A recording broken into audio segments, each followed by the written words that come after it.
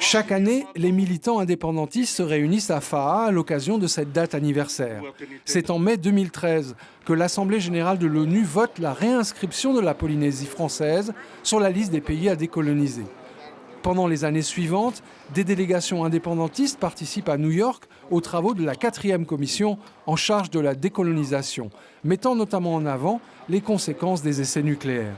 La diplomatie française pratique souvent la politique de la chaise vide, ce que dénoncent les élus du Tavini, qui retrouvent souvent à New York des représentants kanaks, ce qui leur permet de souligner la différence d'attitude de Paris vis-à-vis des deux territoires. La France n'était pas dans la salle au moment de l'adoption, bien sûr, en 2013, de la résolution qui réinscrit la Polynésie.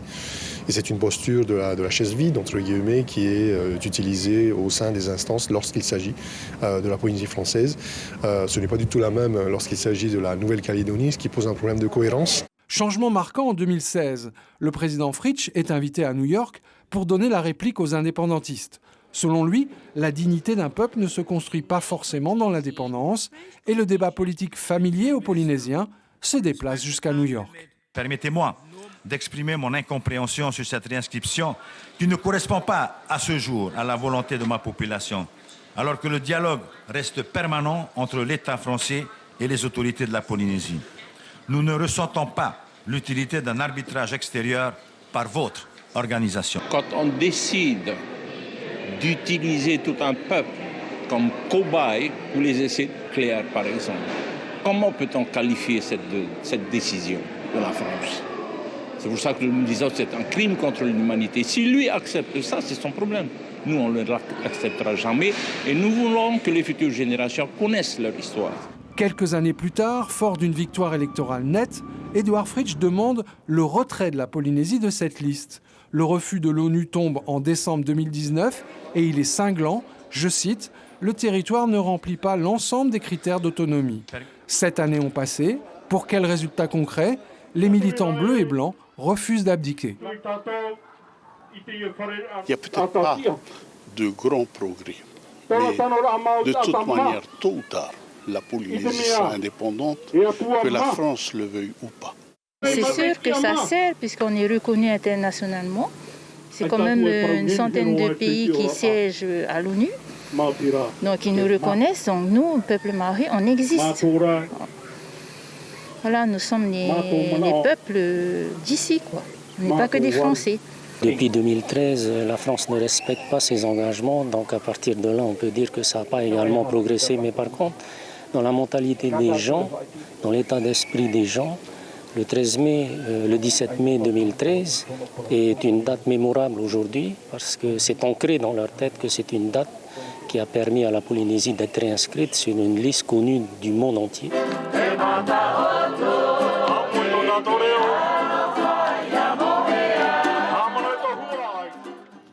Et la cérémonie est donc terminée à Aotearoa. Nous allons rejoindre sur place Jacques Damour. Jacques Yorana, Oscar Temaru est-il toujours aussi motivé pour mener son combat?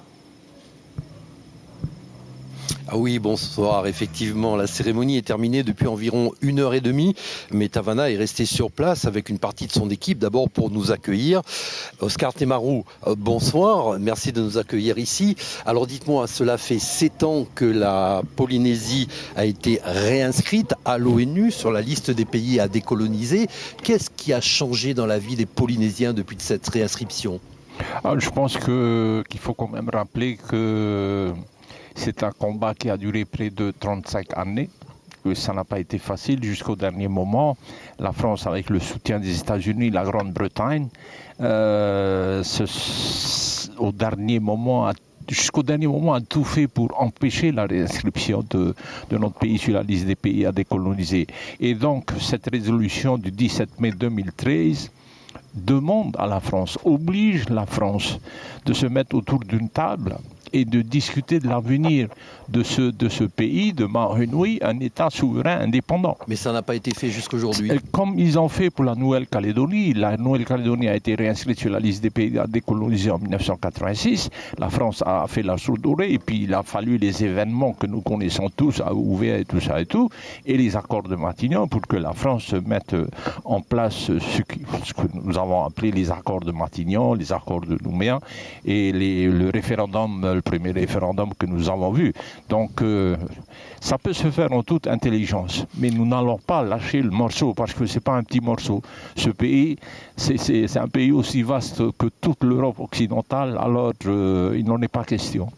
Alors justement, l'indépendance des Ao-Maohi, c'est un combat que vous menez depuis 50 ans, vous venez de le dire. Pensez-vous qu'aujourd'hui, en 2020, les Polynésiens contribuent à accéder à la pleine souveraineté ? Je pense que ce n'est pas nous qui avons entamé ce combat-là. Nos ancêtres n'ont jamais accepté. Il y a eu la guerre franco-tahitienne. Et l'annexion de notre pays à la France, c'est un acte frauduleux.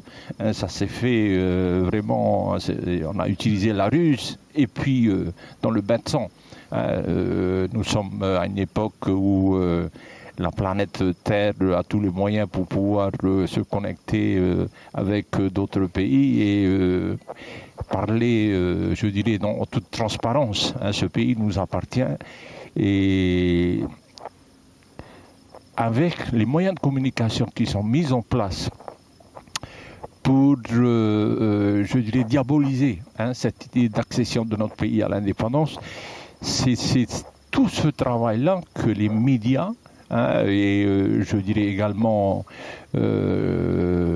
l'enseignement dans notre pays devrait enseigner à nos enfants la vraie histoire de notre pays. C'est pour ça d'ailleurs que je fais appel aux parents pour leur dire de demain, le 18, gardez vos enfants à la maison et j'appelle également à la solidarité de tous les enfants de notre pays, d'être solidaires avec les enfants de FAA, qu'ils apprennent l'histoire de leur pays, la vraie histoire, et qu'ils sachent également que l'accession de notre pays à l'indépendance, c'est ça le futur, c'est ça l'avenir de nos enfants.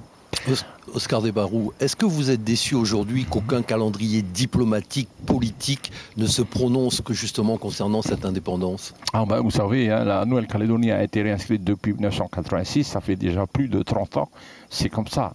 Il y a toute une éducation à mettre en place et ça c'est de la responsabilité de l'État.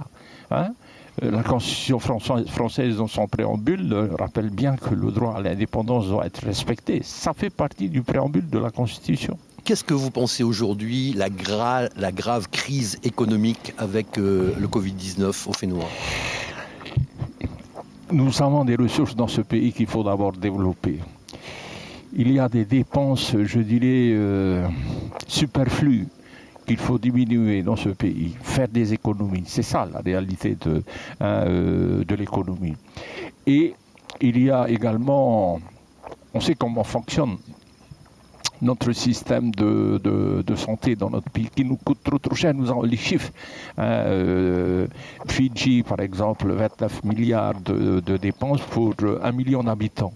Je prends Cuba, par exemple, 28 milliards de dépenses pour 11 millions d'habitants. Ici, la Polynésie, pour 300 000 habitants, 66 milliards de dépenses. Il y a quelque chose qui va pas là. Oscar Temaru, dernière question. Cette semaine, le sénateur Niao Loré a déclaré que le président Fritsch est le plus mauvais président qu'a connu la Polynésie française. Qu'est-ce que vous en pensez ?